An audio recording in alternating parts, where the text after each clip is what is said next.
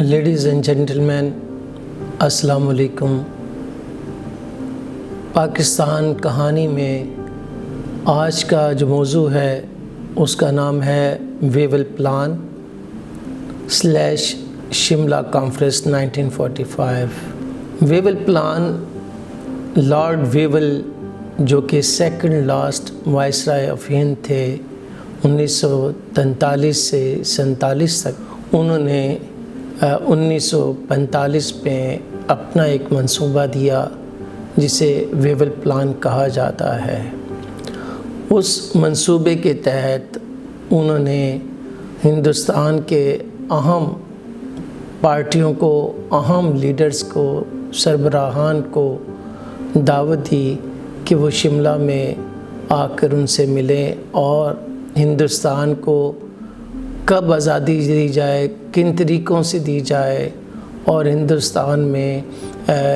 کیسے ایک interim set up لایا جائے، ان موضوعات پر بات کرنے کے لیے شملہ میں کانفرنس ہوئی۔ اس لیے اسے شملہ کانفرنس 1945 بھی کہا جاتا ہے، مگر یہ جو کانفرنس ہوئی اس میں جو در حقیقت جو اس کا مصور تھا، آرکیٹیکٹ تھا، اس کا نام ہے لارڈ ویول۔ اور لارڈ ویول نے یہ ان کے خیال میں ہندوستان کا جنگ عظیم دوئم کے دوران اور بعد ازاں کیا مستقبل ہونا چاہیے اور کیسے پرامن طریقوں سے ہندوستانیوں کو اقتدار اور ٹرانسفر پاور کر کے انگلستان واپس آیا جائے، انگریزوں کو یہاں پر ہندوستان میں کوئی تکلیف نہ پہنچے۔ تو یہ اس کے چیدہ جو خیالات تھے، اس کے لیے وہ ضروری سمجھتے تھے کہ وہ ایک انٹرم گورنمنٹ بنا لی جائے۔ تو لہٰذا سب سے پہلے تو ہمیں دیکھنا پڑے گا کہ لارڈ ویول کون تھا اور لارڈ ویول کے کیا خیالات تھے اور وہ کب وائسرائے اور گورنر جنرل آف ہندوستان بنے۔ لارڈ ویول جو کہ ایک ریٹائرڈ جنرل تھے، جنگ عظیم دوئم کے دوران پہلے تو ہندوستان میں وہ وائسرائے کی ڈیفنس کونسل میں شامل تھے اور chief of the army staff بھی تھے۔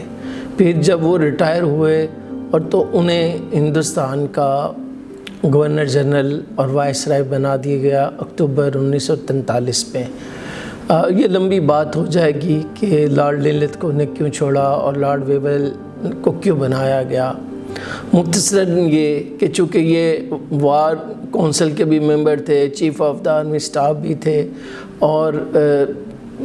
یہ ہندوستان کے معاملات کو بہت اچھی طرح سمجھ رہے تھے۔ جب یہ اکتوبر 1943 میں جب یہ وائسرائے بنے تو اس نے پہلے دن سے ہی ان کے ذہن میں یہ خیال آیا کہ ہندوستان کے جو حالات جس طرف جا رہے ہیں،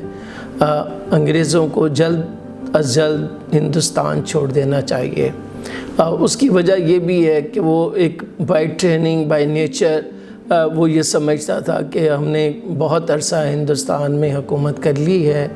اور اس لیے ہمیں ہندوستانیوں کو اس قابل کر کے کہ وہ اپنے قدموں میں کھڑے ہوں انہیں چھوڑ دینا چاہیے۔ مگر وہ جب یہ سوچ رہا تھا تو وہ یہ بھی اس چیز سے بھی آگاہ تھا کہ ہندوستان جو ہے وہ ایک سب کانٹیننٹ ہے جہاں پر بے شمار اقوام بستی ہیں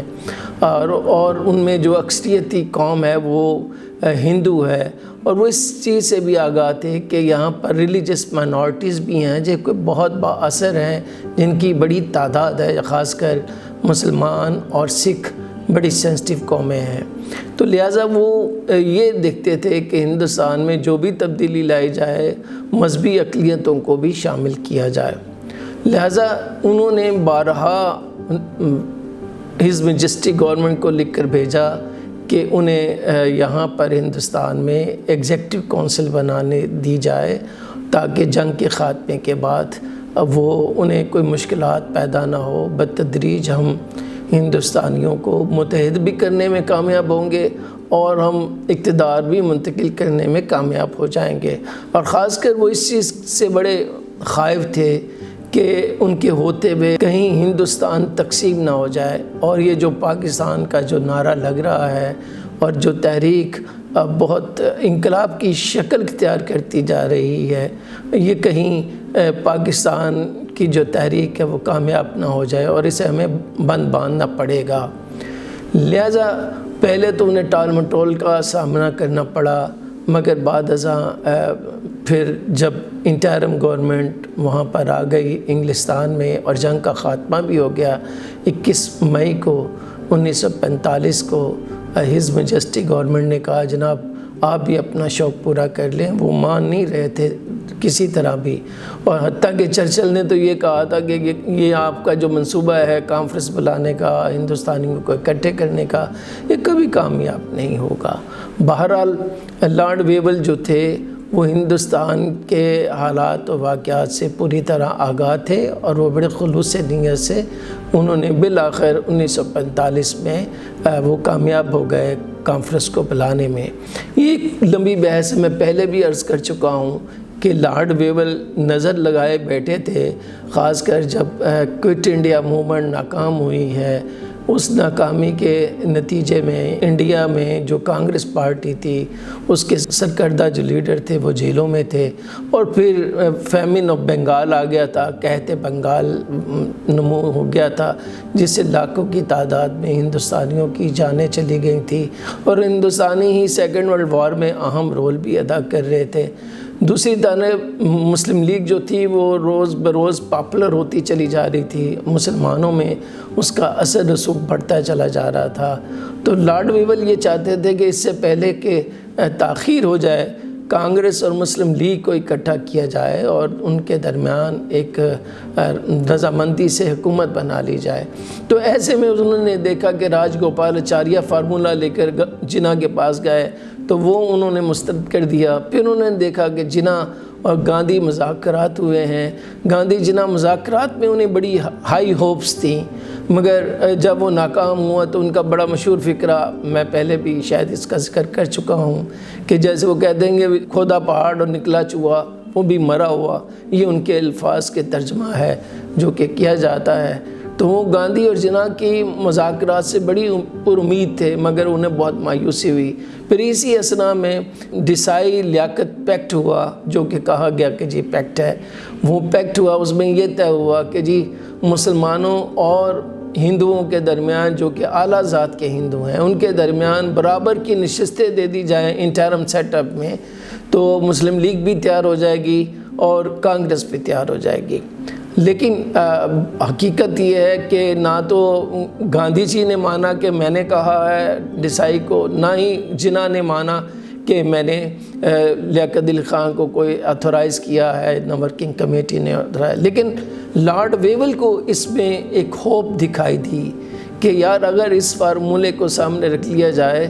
تو شاید مسلم لیگ بھی مان جائے اور شاید کانگریس بھی مان جائے، کیونکہ مسلم لیگ 1939 سے جنگ کے ابتدا سے ہی یہ کہہ رہی تھی کہ ہندوستان میں دو قومیں تھیں، دو قومیں ہیں، اور دو قوموں کے درمیان پیرٹی ہو، دونوں کے درمیان برابر کی نشستیں دی جائیں، وزارتیں دی جائیں، نہ صرف مرکز میں بلکہ صوبوں میں بھی دی جائیں۔ تو یہ ان کے مطالبات چلے آ رہے تھے۔ لیکن جب جیسے ہی لیاقت علی خان کو بات چیت سے پتہ چلا، ڈسائی نے بھی انہیں بتایا کہ یہ ہمارے مذاکرات ہوئے ہیں، تو ان کو ایک امید بندھی، اس لیے وہ زیادہ پر امید تھے کہ میں یہ اگر بلاؤں، کانفرنس بلاؤں تو میں شاید کامیاب ہو سکتا ہوں کانگریس کو بھی منانے کے لیے اور مسلم لیگ کو بھی منانے کے لیے۔ لارڈ ویول کو چونکہ اجازت مل گئی کہ اس کے وہ اپنے منصوبے کے تحت کانفرنس بلا لے، بڑے لیڈروں کو بلا کر بات چیت کر لے، کانفرنس سے مراد یہ تھی بات چیت کر لے اور مسائل کا حل تلاش کر لے۔ لہٰذا 25 جون سے لے کر 14 جولائی 1945 تک شملہ میں کانفرنس منعقد کی گئی، اور اس کانفرنس میں کانگریس کے بڑے لیڈرز بشمول گاندھی جی اور جناح اور بڑے لیڈر جتنے بھی تھے ان کو شامل کیا گیا، اور یہ جو کانفرنس تھی اس میں جو مسائل تھے بڑے، خاص کر یہ کہ ایک عبوری حکومت کو بنایا جائے، اور اس عبوری حکومت میں جو وزراء کی تعداد کتنی ہو اور ان تعداد میں وہ مسلمانوں کو کتنی نمائندگی دی جائے، ہندوؤں کو کتنی دی جائے، سکھوں کو کتنی دی جائے، اور اینگلو کرسچنس کو کتنی دی جائے، یا اور جتنے بھی یا جنہیں کہتے ہیں لو کاسٹ ہندو یا ہیریجن جو اسکیجول کاسٹ ہیں ان کو کتنی نمائندگی دی جائے، یہ اہم مسائل تھے۔ لہذا لارڈ ویول کے لیے ایک تو یہ تھا کہ ان معاملات کو طے کرنا تھا، دوسری طرف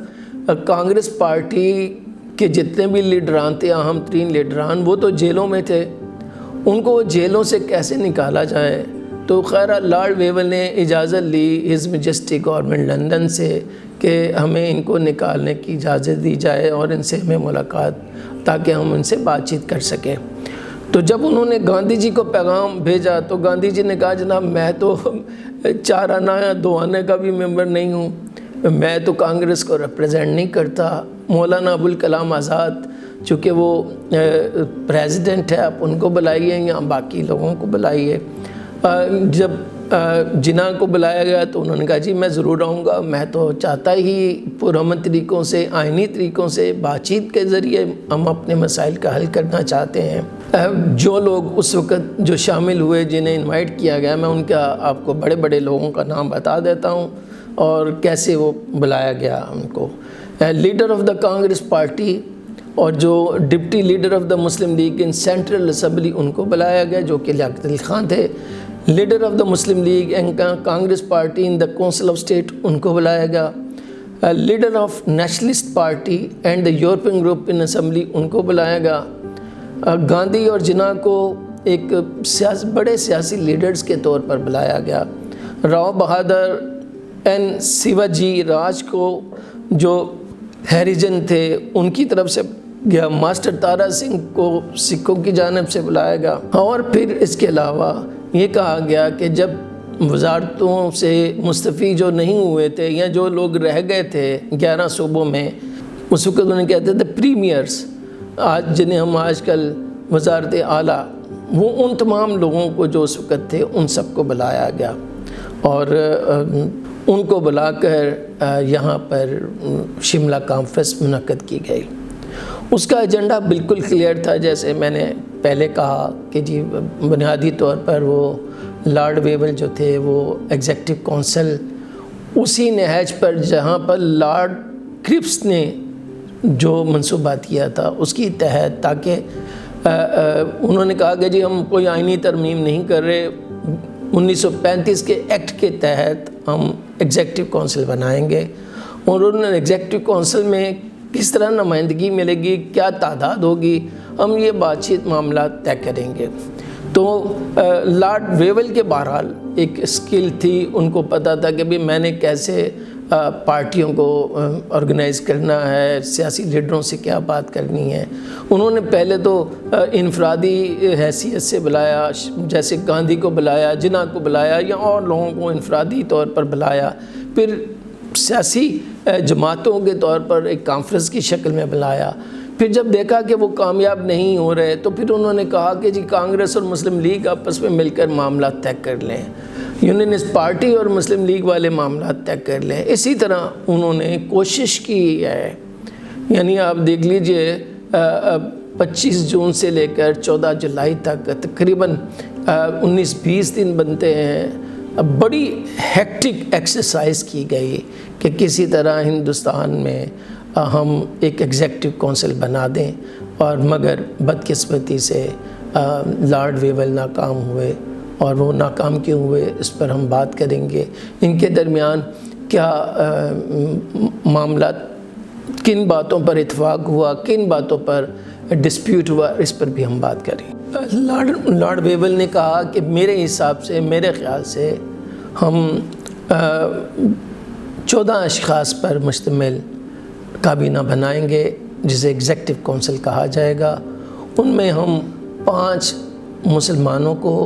نمائندگی دیں گے، اور 5 ہم جو ہے کاسٹ ہندوز، اعلیٰ ذات کے ہندوؤں کو دیں گے، اور ایک ہم اسکیجولڈ کاسٹ یعنی ہیریجن، یا جنہیں ہم شودر پہلے کہتے تھے، ہیریجن ان کے لیے جو لفظ ہے وہ بولتے ہیں، آج کل، تو وہ ان کو ہم نمائندگی دیں گے، سکھوں کو دیں گے، کرسچنس کو دیں گے، chief of the army staff ہوگا، وائس رائے ہوگا، یا گورنر جنرل جسے کہا جاتا، وہ 14 افراد پر مشتمل ہم کابینہ بنائیں گے، اور جس کے ظاہر سربراہی جو ہے وہ خود لارڈ ویول گورنر جنرل کے طور پر وہ کریں گے۔ تو یہ انہوں نے خاکہ پیش کیا، اور اس پہ پھر انہوں نے کہا جی ہم اس پر بات کرتے ہیں، اگر تمام لوگ اس پر متفق ہیں تو ہم چند ہی دنوں بعد اعلان کر دیں گے۔ لہٰذا انہوں نے، جیسے میں نے پہلے عرض کیا، گاندھی جی کو بلایا، جناح کو بلایا، میں انہی کا زیادہ ذکر کروں گا، باقی بھی چھوٹی چھوٹی باتیں ہیں۔ جناح نے پہلے دن سے یہ کہہ دیا کہ جناب میں یقیناً آئینی طریقوں سے، بات چیت کے ذریعے، پرامن طریقوں سے میں پاکستان حاصل کرنا چاہتا ہوں۔ آپ کے ویول پلان میں پاکستان کا ذکر نہیں ہے، نہ آئین کا ذکر ہے، نہ ہندوستان کی تقسیم کا ذکر ہے، مگر ہم اس کے باوجود آپ کے ساتھ، آپ جو آپ کا ارادہ ہے کہ ہندوستان جب آزادی کی طرف جا رہا ہو تو ہندوستانیوں کے ہاتھ میں اقتدار ہو، تو ہم آپ کے ساتھ تعاون کرنے کو تیار ہیں، مگر ہماری شرط یہ ہے کہ ہمیں 50% ریپریزنٹیشن ملے مسلمانوں اور نان مسلمانوں کے درمیان۔ لارڈ ویول نے کہا میں اس پر کمپرومائز نہیں کر سکتا، کہ میں تو آپ کو 5 نشستیں دوں گا مسلمانوں کو، اور 5 جو ہے وہ میں اعلیٰ ذات کے ہندوؤں کو دوں گا، 1 جو ہے ہیریجن کو میں دوں گا، اسی طرح میں سکھوں کا خیال کروں گا، اور اسی طرح باقی جو اقلیتیں ہیں ان کو میں ان کا خیال کروں گا۔ تو ہم، اگر آپ نے بات کرنی تو اس پہ بات کریں گے۔ تو جناح نے کہا میں سوچتا ہوں، بات کرتا ہوں، ورکنگ کمیٹی کا اجلاس بھی انہوں نے بلا لیا۔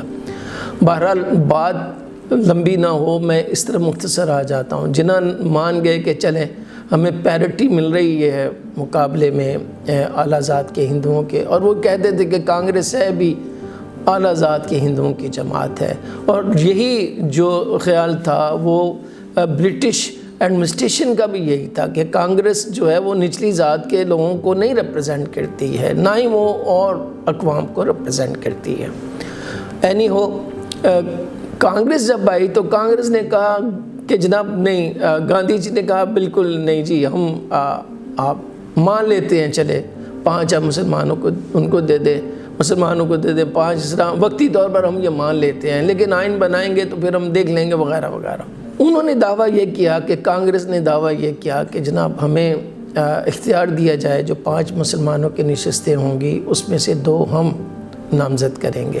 تو یونینسٹ پارٹی کے خضر ریاض خان ٹیوانہ صاحب آئے، انہوں نے کہا جی یونینسٹ پارٹی ہندوستان میں مسلمانوں کی سب سے بڑی جماعت ہے، ہم 2 نشستیں ہم دیں گے، حالانکہ ان کی جماعت بھی سیکولر جماعت تھی۔ تو یہ بہرحال بات چیت میں الجھاؤ آ گیا۔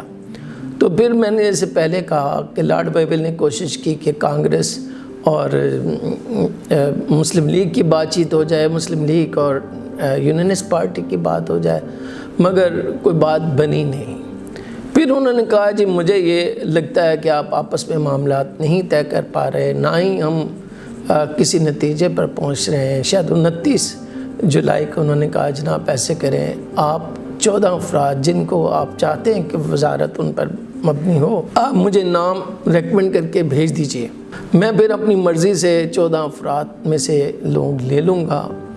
جن کو میں سمجھتا ہوں کہ وہ وزارت کے قابل ہیں۔ قابلیت دیکھوں گا، پارٹی افیلیشن دیکھوں گا، علاقہ دیکھوں گا، یہ تمام عوامل بھی، ڈائمنشنز بھی میں دیکھوں گا۔ سب مان گئے سوائے قائد اعظم محمد علی جناح کے۔ قائد اعظم محمد علی جناح نے کہا نہیں، میں اس بات سے متفق نہیں ہوں، میں اپنی مرضی سے اپنی پارٹی کے لوگوں کے نام دوں گا، اور مسلمانوں کو صرف اور صرف ریپرزینٹ جو کر رہا ہے وہ میں ہوں،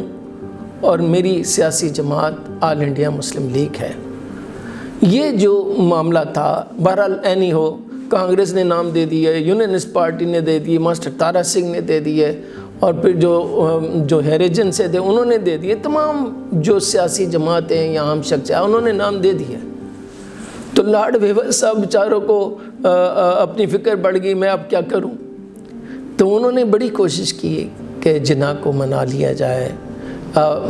لارڈ ویول یہاں تک تیار ہو گئے لاسٹ ملاقات پہ جناح سے کہ یار آپ مجھے نام دے دو،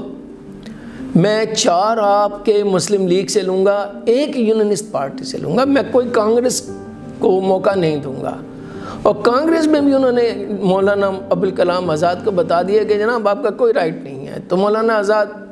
چپ رہے، ان کا مطلب یہی تھا کہ ہمیں کوئی اعتراض نہیں ہے، آپ بنائیں۔ اینی ہو، قصہ مختصر، جناح نہیں مانے، انہوں نے کہا کہ مجھے آپ پر اعتبار نہیں ہے، میں یہاں پر جو ہے وہ میں چاہتا ہوں کہ صرف ہم دیں، مسلم لیگ دے۔ تو لارڈ ویول کو غصہ چڑھ گیا، انہوں نے کہا مسٹر جناح میں آپ کا بڑا احترام کرتا ہوں، مگر مجھے یہ سمجھ نہیں آتی کہ آپ کیسے دعویٰ کر سکتے ہیں کہ آپ پورے ہندوستان کے مسلمانوں کے واحد نمائندہ ہیں اور مسلم لیگ مسلمانوں کی اتھارٹیٹیو ریپریزنٹیٹیو پارٹی ہے۔ تو جناح نے بڑے سنجیدگی سے، متانت سے جواب دیتے ہوئے کہا جناب حضور اعلیٰ اگر آپ کو شک ہے تو ایسا کیجئے، یہ رہا میدان، آپ انتخابات کروا لیجئے۔ سیاست میں تو ایک ہی طریقہ ہے نا، انتخابات کے ذریعے ہی فیصلہ ہوتا ہے کون امپورٹنٹ ہے کون ان امپورٹنٹ ہے۔ 1936-37 کے انتخابات کو گزرے اتنا عرصہ گزر گیا، 8-9 سال گزر گئے، اور پاکستان موومنٹ بڑی تیزی سے پھیل رہی ہے، بڑھ رہی ہے، اور ہم ہر ضمنی انتخابات میں تقریباً 80 سے 90% مسلم لیگ جیت چکی ہے۔ اب ہمارے 3 صوبوں 4 صوبوں میں حکومت بھی بن چکی ہے۔ صرف آپ یونینسٹ پارٹی، جو کہ یونینسٹ پارٹی کے لوگ بھی وہ مسلم لیگ کے ممبرز ہیں، اور یونینسٹ پارٹی آج کروا لیجیے، یونینسٹ پارٹی کا وجود ختم ہو جائے گا۔ تو لارڈ ویول جو تھے وہ آگ بگولا ہو گئے، انہوں نے کہا دیکھ لیتے ہیں۔ تو اس نے کہا جی اگر ہم جیت گئے تو پھر آپ ہمیں پاکستان دیں گے؟ اس نے کہا بالکل آپ کو دیں گے، میں کروا لیتا ہوں، الیکشن کروا لیتا ہوں۔ تو جب بات چیت ناکام ہوئی تو پریس کانفرنس میں کہا گیا کہ جی لارڈ ویول نے حسن ظن کا مظاہرہ کیا، آئی ریئلی سلوٹ ہم۔ انہوں نے کہا جناب یہ جو شملہ کانفرنس جو ناکام ہوئی ہے، میں اپنا پلان جو وہ اس کو کامیاب نہ کرنے پر شرمندہ ہوں، اور میں خود اس کی ناکامی کی ذمہ داری لیتا ہوں۔ مگر گاندھی جی اور خاص کر مولانا ابوالکلام آزاد کی جو پریس کانفرنس تھی، اس میں انہوں نے قائد اعظم محمد علی جناح کو آڑے ہاتھ لیا، اور انہوں نے کہا کہ ایک شخص کی ضد کی وجہ سے یہ جو منصوبہ تھا ناکام ہوا ہے، اور انہوں نے بڑا دباؤ ڈالا لارڈ ویول پر کہ مسلم لیگ کو چھوڑیے، جناح کو چھوڑیے، ہمیں ایگزیکٹو کونسل بنانے دیں، ہمارے پاس مسلمان بھی ہیں، مسلمانوں کے ہم لیڈرز بھی ہیں، دیکھیے باجا خان صاحب ہمارے ساتھ ہیں، یونینسٹ پارٹی ہمارے ساتھ ہیں، اور مختلف انہوں نے باتیں گنوائی ہیں۔ تو لارڈ ویول نے کہا میں ایسا نہیں کر سکتا، وہ رسک نہیں لینا چاہتا تھا۔ تو اینی ہو 14 جولائی 1945 کو شملہ کانفرنس ناکامی کا اعلان کیا گیا۔ تو اب سوال یہ ہے کہ کیوں ناکام ہوئی؟ سوال یہ ہے کہ اس کے پاکستان کی کہانی میں اور پاکستان بنانے میں کیا کردار رہا، ہم آپ کے سوال و جوابات پر بات کریں گے۔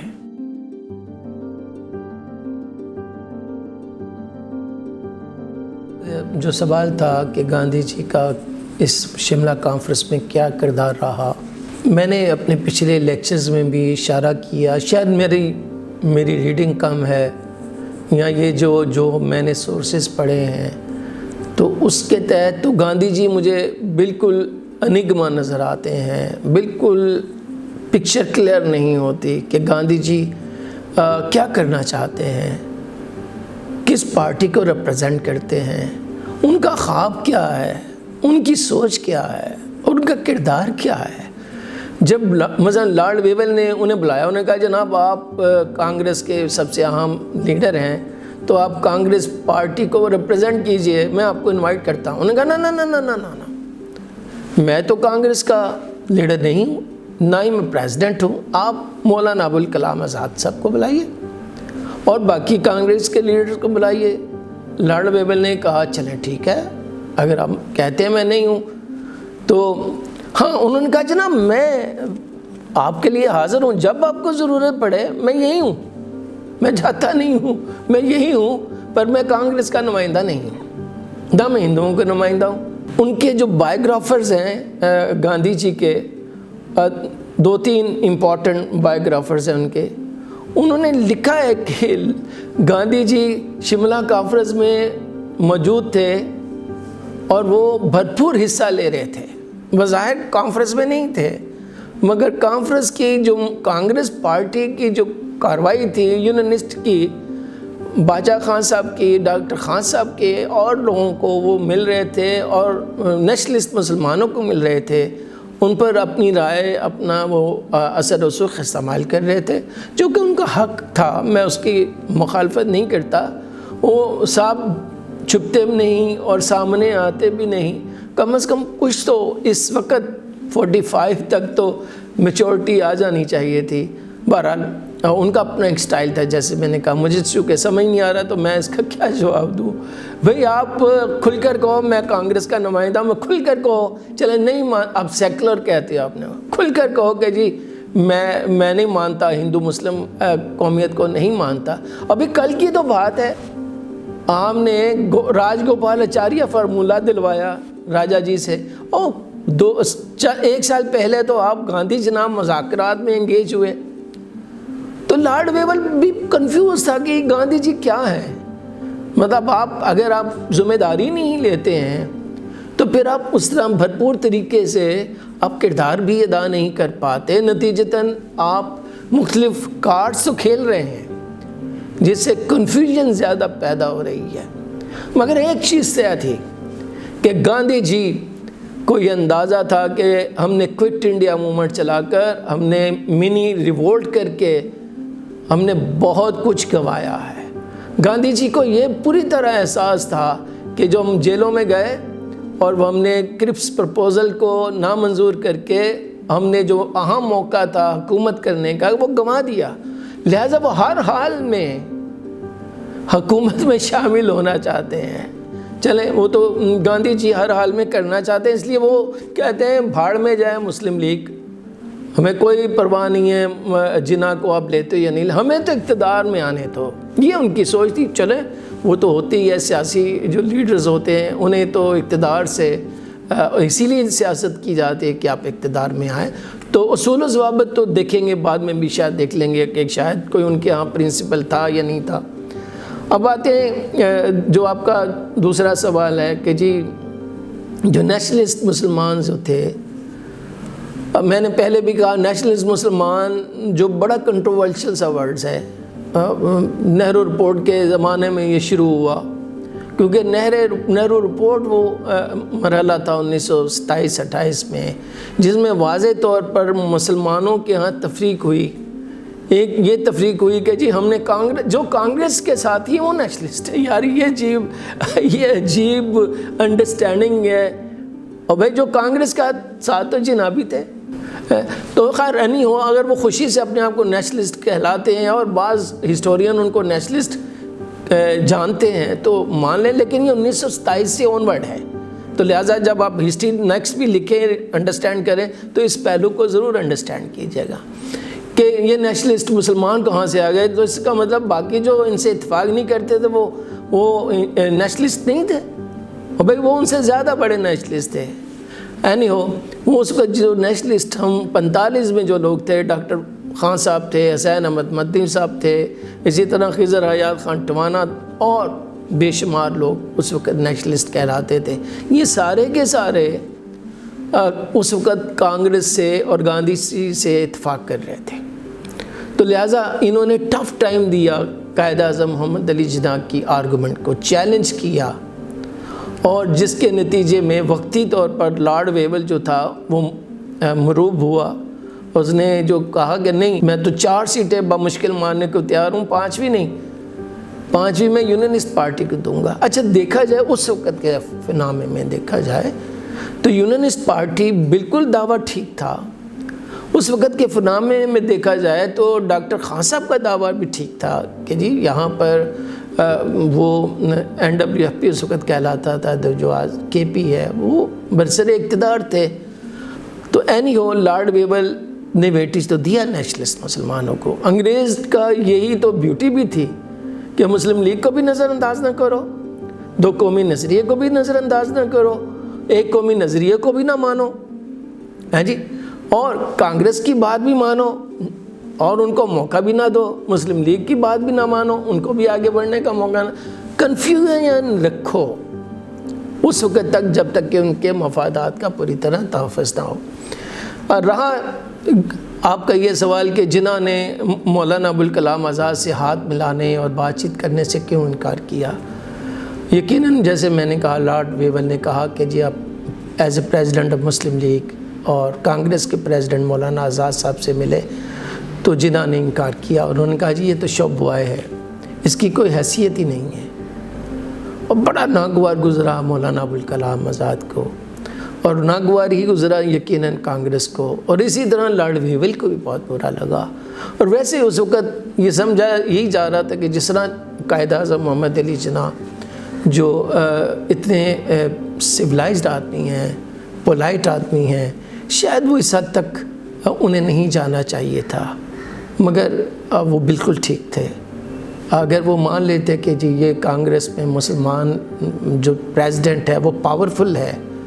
وہ کانگریس کی پالیسیاں وہ چلا رہا ہے، نہیں، جناح کو یقین نہیں تھا اس وقت. اور بعد ازاں بھی ہم ثابت کریں گے کہ مولانا آزاد جو تھے وہ کتنے کی بات سر تھے، ان کی کتنی بات مانی گئی. اور جیسے ہی وہ بات مانی گئی انہیں اٹھا کے وہ کیا کہتے کوڑے کی ٹوکری میں گرا دیا گیا، ڈسٹ بن میں گرا دیا گیا، اور پھر انہیں لکھنا پڑا انڈیا ونس فریڈم. اینی ہو، تو جنہوں نے جو کیا وہ ان کی ایک ٹیکٹیکل چال سمجھ لیجئے کہ وہ نہیں چاہتے تھے کہ کوئی مسلمان پریزیڈنٹ سے وہ بات کرے اور وہ یہ آرگومنٹ وہ شاید بائے نہ کرے. اسی لیے وہ جو ہندو جب انہوں نے پیش کیا، ان کے پینتھ تھا شاید، تو وہ مان گئے، ان کی بات مان کے ان سے پھر بات چیت ہوئی جو کہ یقیناً ناکام ہونا تھی، اس لیے کہ وہ جو ہندو تھا، جو خاص کر بنیا جو کانگریس کو ریپریزنٹ کر رہا تھا، برمن، تو وہ تو دو قومی نظریے کو ازل سے نہیں ماننے کو تیار تھے،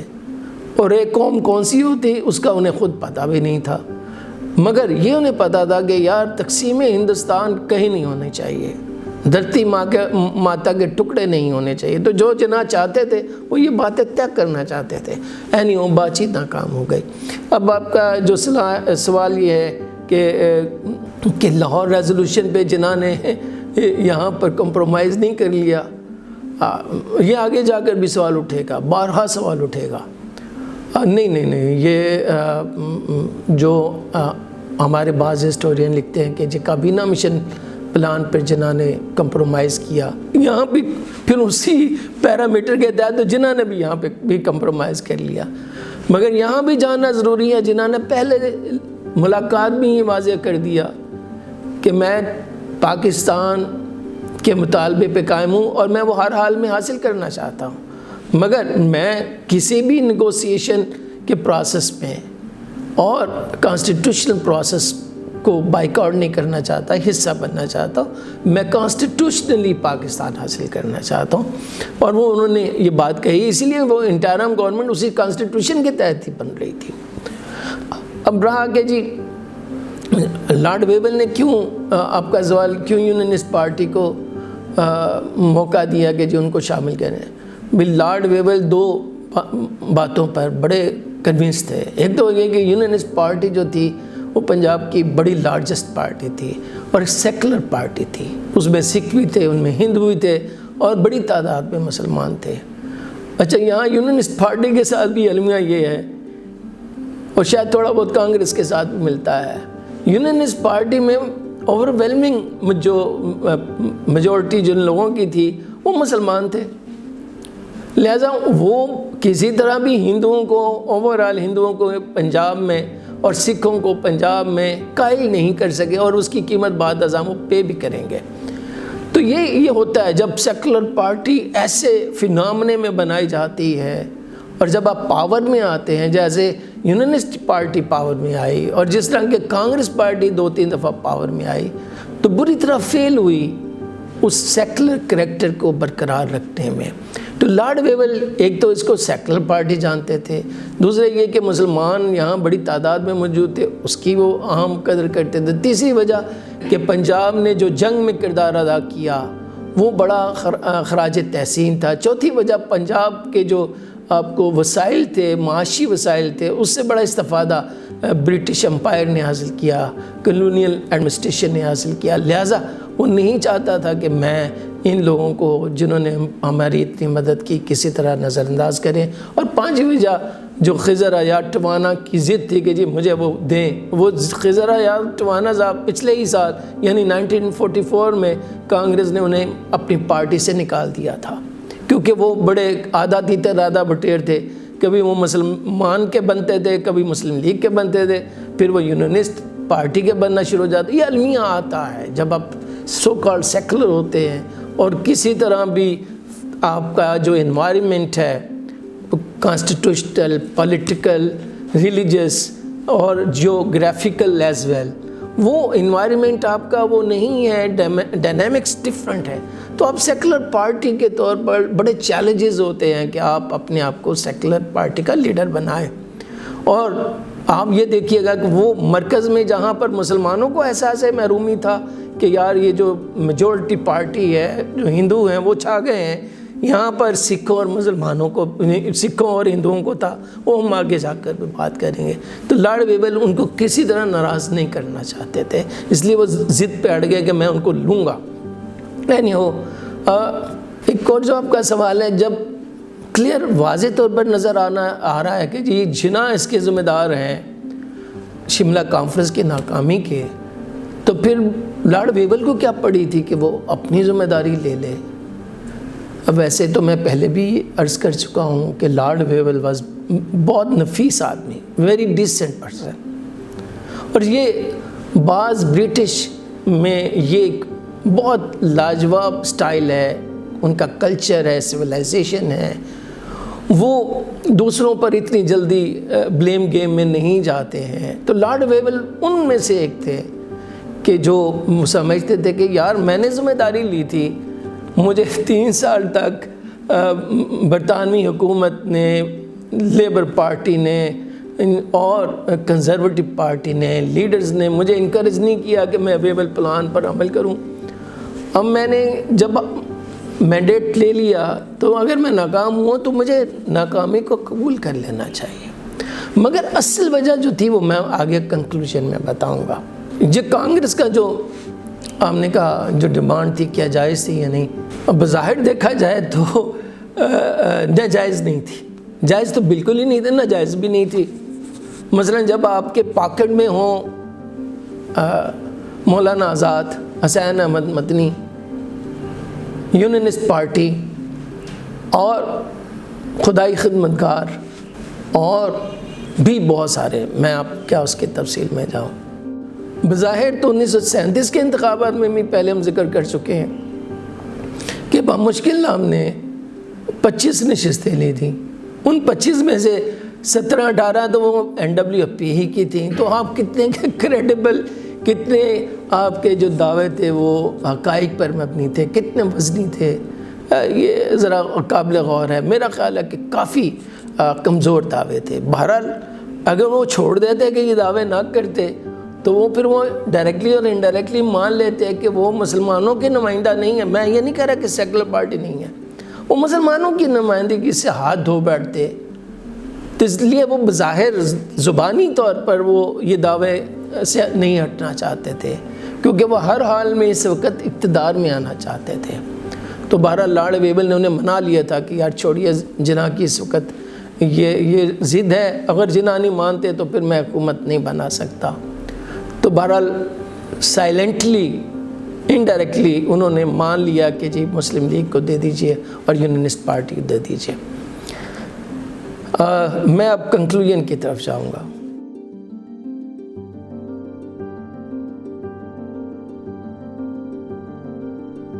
لارڈ ویول وائسرائے آف انڈیا جو کہ سیکنڈ وائسرائے تھے، وہ یہ چاہتے تھے کہ کسی طرح ہم عبوری حکومت بنا لیں، انٹرم گورنمنٹ بنا لیں، جسے ایگزیکٹو کونسل کا نام دیا گیا۔ اس کے لیے انہوں نے جو کانفرنس بلائی 1945 میں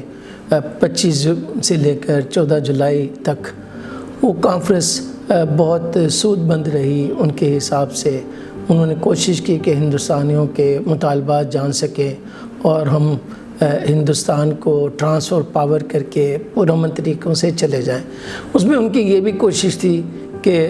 کسی طرح مسئلہ پاکستان کو بھی سمجھا جا سکے، کانگریس کے پوائنٹ آف ویو کو بھی سمجھا جا سکے، عیسائیوں اور سکھوں کے مسائل کو بھی سمجھا جا سکے۔ مگر وہ دیکھا انہوں نے کہ یہ ایسے معاملات تھے کہ جس سے جو انہوں نے اسٹرینتھ اور کمپوزیشن دی تھی ایگزیکٹو کونسل کے لیے، وہ کسی طرح